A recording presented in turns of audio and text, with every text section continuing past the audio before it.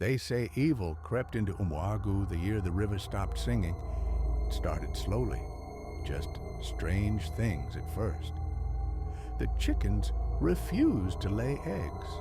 The leaves on the trees curled inwards like fists.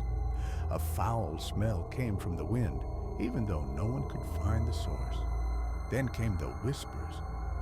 Something is wrong with the land. At the center of it all was a woman, Nenna. Young, beautiful, but always quiet. Too quiet. She had once smiled like sunlight, but that smile died the day her husband never returned from the forest. They said he fell from a palm tree. Others said he was dragged by something darker. Nenna came back alone, and soon after, the village began to change.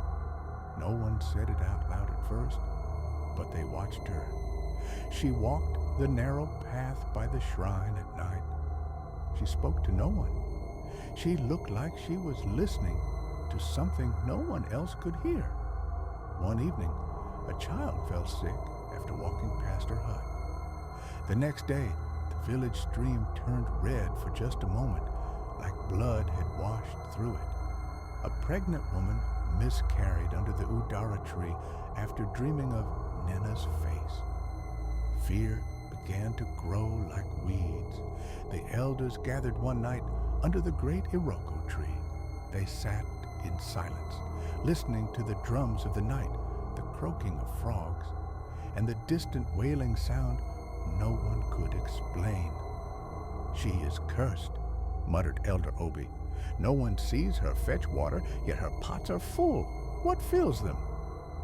"She talks to herself," whispered another. "She stares at the moon and laughs." "And she carries a child," Elder Ugo said darkly. "A child that grows too fast." That night, a baby died in his sleep. No fever, no wound, just silence. In the morning, the villagers gathered. They did not knock on her door. They did not ask questions. They came with ropes. Nenna stood at the door of her hut, her belly heavy, her eyes tired. She looked at them, at the men, the women, the children, and said nothing. They called her witch. They said her child was not of this world. They said she brought death to their land.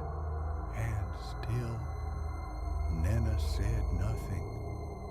But if you looked close, her eyes were not afraid. They were watching.